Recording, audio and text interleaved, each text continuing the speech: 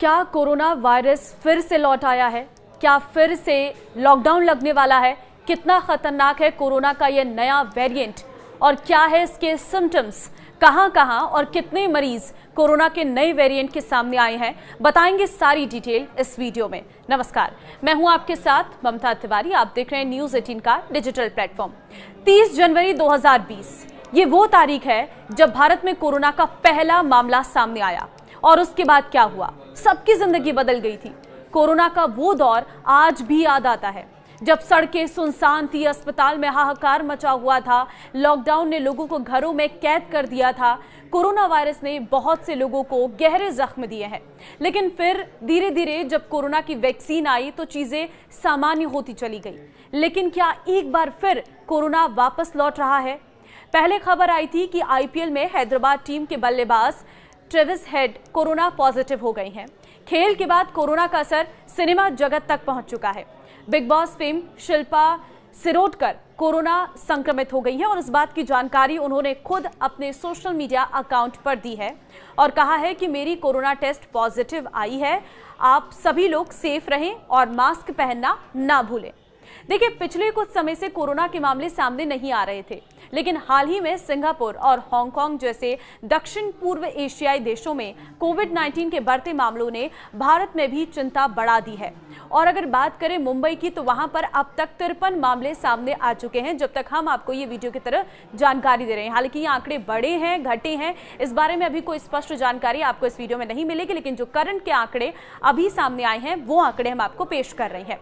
देखिए, हम मुंबई के सबसे पहले आंकड़े आपको बता रहे हैं जहां पर 53 मामले सामने आए हैं। ऐसे में बीएमसी ने एशिया के कुछ हिस्सों में बढ़ते मामलों के बावजूद शांति बनाए रखने और निगरानी जारी रखने का आग्रह किया है। साथ ही नागरिकों को सलाह दी है कि अगर कोविड के लक्षण दिखाई दे तो वे मेडिकल हेल्प लें। केरल, महाराष्ट्र और तमिलनाडु में फिलहाल देश में सबसे अधिक केस सामने आ चुके हैं, जिससे राज्य सरकारों की चिंताएं बढ़ गई हैं और कोरोना के बढ़ते मामलों पर स्वास्थ्य मंत्रालय की ओर से कहा गया है कि फिलहाल मामला कंट्रोल में है। हालांकि बढ़ते मामलों के मद्देनजर समीक्षा बैठक की गई है। आपको जानकारी दे दें कि दक्षिण भारत के केरल और तमिलनाडु में कोरोना के मामले पिछले कुछ दिनों में तेजी से बढ़ रहे हैं।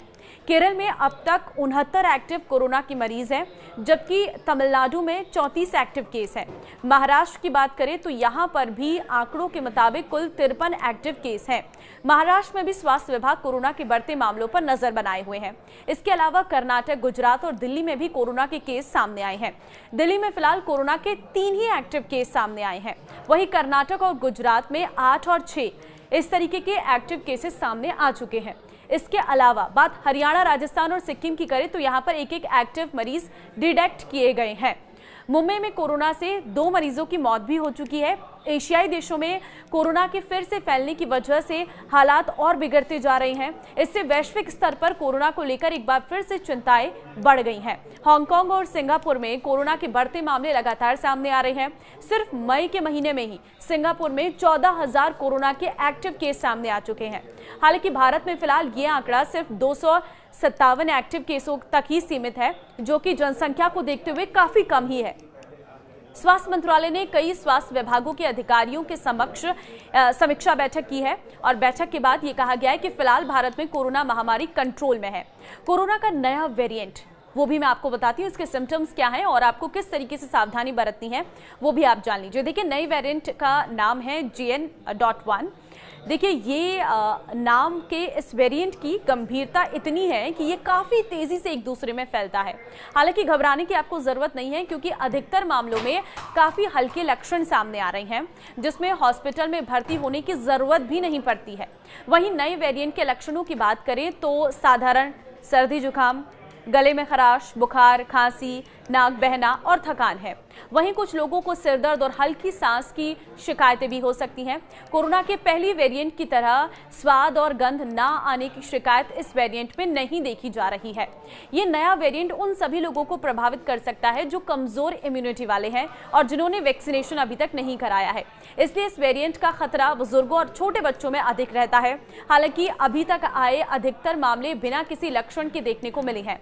देश में अधिकतर लोगों ने कोरोना से बचाव के लिए अपना वैक्सीनेशन पूरा पूरा करा लिया है, लेकिन वैक्सीनेशन कोरोना के इस नए वेरिएंट से कितना बचाव करता है, इसका जवाब ये है कि वैक्सीन लगवा चुके लोगों का संक्रमण का खतरा काफी कम है, लेकिन फिर भी सावधानी जरूर रखनी चाहिए। वैक्सीन लेने से वायरस से संक्रमण में होने आने वाले गंभीर लक्षणों का खतरा टल जाता है। कोरोना से बचाव के उपाय ये हैं कि कोरोना से बचाव के लिए आपको भीड़-भाड़ वाले इलाकों में जाने से बचना है। घर से बाहर निकलते समय हमेशा आपको मास्क का इस्तेमाल करना है। अपने हाथों को बार-बार साबुन या फिर सैनिटाइजर से साफ करना है। किसी भी तरह का लक्षण दिखने पर घर में रहें और डॉक्टर से आपको संपर्क करना है। अपनी इम्यूनिटी को बूस्ट करने के लिए बैलेंस डाइट लें और एक्सरसाइज जरूर करें। कमजोर इम्यूनिटी वालों को थोड़ा संभल कर रहने की जरूरत है। ऐसे लोगों को ये आसानी से अपना निशाना बना लेता है। तो देखिए, कोरोना का नया वेरिएंट आ चुका है। हालांकि आपको घबराने की जरूरत नहीं है, लेकिन हाँ, आपको सावधान रहने की बहुत जरूरत है, क्योंकि अगर आप गलतियां करेंगे तो ये वायरस फैलेगा, और अगर ये वायरस फैलेगा तो ये पुराना रूप भी ले सकता है, यानी कि एक बार फिर से वो सिचुएशन आ सकती है जब हम लॉकडाउन में घर के अंदर बंद हो सकते हैं। तो ऐसे में बहुत ज़रूरी है कि आप अपनों का ख्याल रखें। इस वीडियो को शेयर कर दीजिए ताकि लोगों को भी इस नए वेरिएंट के बारे में पता चल सके और वो थोड़ा सा अवेयर हो सके। नमस्कार।